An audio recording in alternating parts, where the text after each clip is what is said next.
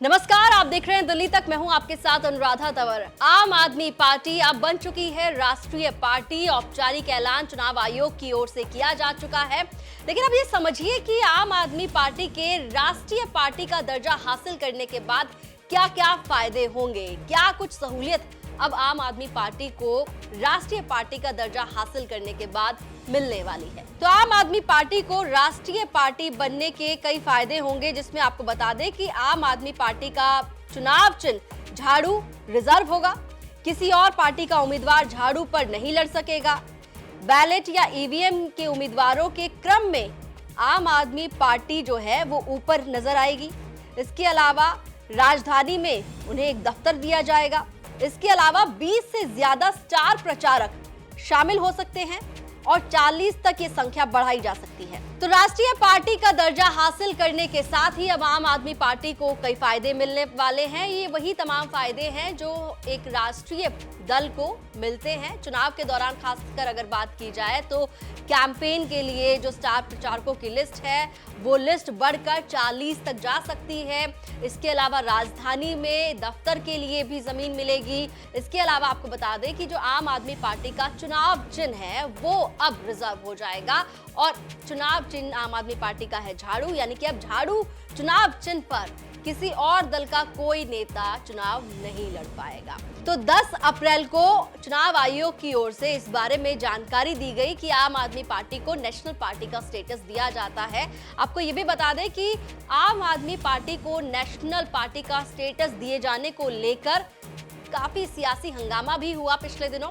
आपको बता दें कि आम आदमी पार्टी के राज्यसभा सांसद संजय सिंह ने चुनाव आयोग पर केंद्र के भारतीय जनता पार्टी के इशारे पर चलने का, इंस्ट्रक्शंस फॉलो करने का आरोप भी लगाया था और ये कहा था कि बीजेपी जिस तरीके से इशारे देती है उसी तरीके से चुनाव आयोग जो है वो काम करता है, क्योंकि आम आदमी पार्टी काफी पहले ही राष्ट्रीय पार्टी का दर्जा हासिल करने की तमाम शर्तें, नियम पूरे कर चुकी है। लेकिन इसके बावजूद भी आम आदमी पार्टी को चुनाव आयोग की ओर से राष्ट्रीय पार्टी का दर्जा देने का जो औपचारिक ऐलान है वो नहीं किया जा रहा है।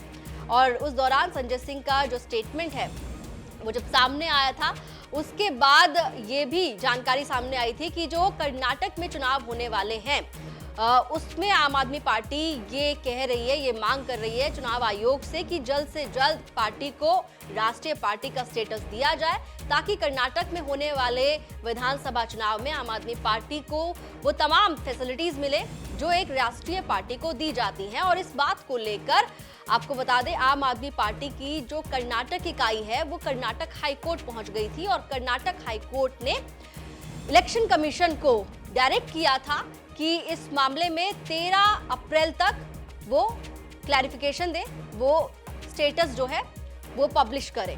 लेकिन उस दौरान संजय सिंह का क्या स्टेटमेंट था वो भी आप सुन लीजिए। चुनाव आयोग से एक शिकायत है हम लोगों की, और वो शिकायत इस बात की है कि आप डिजिटल इंडिया की बात करते हैं, टेक्नोलॉजी की बात करते हैं, आप बात करते हैं कि नई नई तकनीक चुनाव की प्रक्रिया में हमें लानी है, लेकिन एक पॉलिटिकल पार्टी जिसका नाम है आम आदमी पार्टी, पंजाब में हमारी गवर्नमेंट, दिल्ली में हमारी 3 बार से गवर्नमेंट, गोवा में हमको मोर देन 6% वोट मिला, 2 एमएलए जीते, गुजरात में हमको 14% वोट शेयर मिला और 5 एमएलए जीते, बावजूद इसके अभी तक नेशनल पार्टी का दर्जा आम आदमी पार्टी को ऑफिशियली इलेक्शन कमीशन की ओर से नहीं दिया गया। इस बात की हमें शिकायत है और ऑल पार्टी मीटिंग में भारत के मुख्य चुनाव आयुक्त के सामने मैंने उनसे कहा था हमारा राष्ट्रीय पार्टी का दर्जा कब मिलेगा। उन्होंने कहा था बहुत जल्द ही आपके बारे में हम फैसला करने जा रहे हैं, बहुत जल्द ही हम इस पे निर्णय लेंगे, आपको राष्ट्रीय पार्टी का दर्जा देंगे।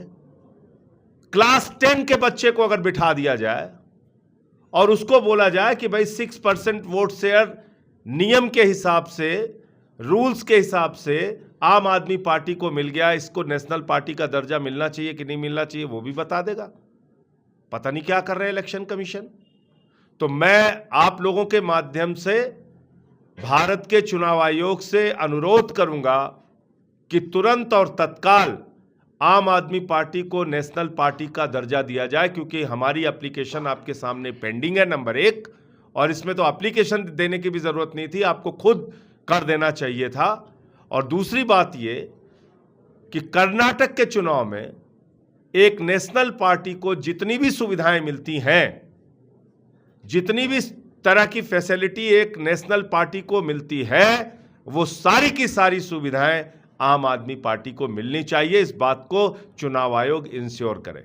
चलिए अब आपको ग्राफिक्स के जरिए ये समझाते हैं कि भारत में अगर किसी राजनीतिक दल को राष्ट्रीय दल का दर्जा हासिल करना है तो उसके लिए क्या शर्तें हैं, क्या नियम है।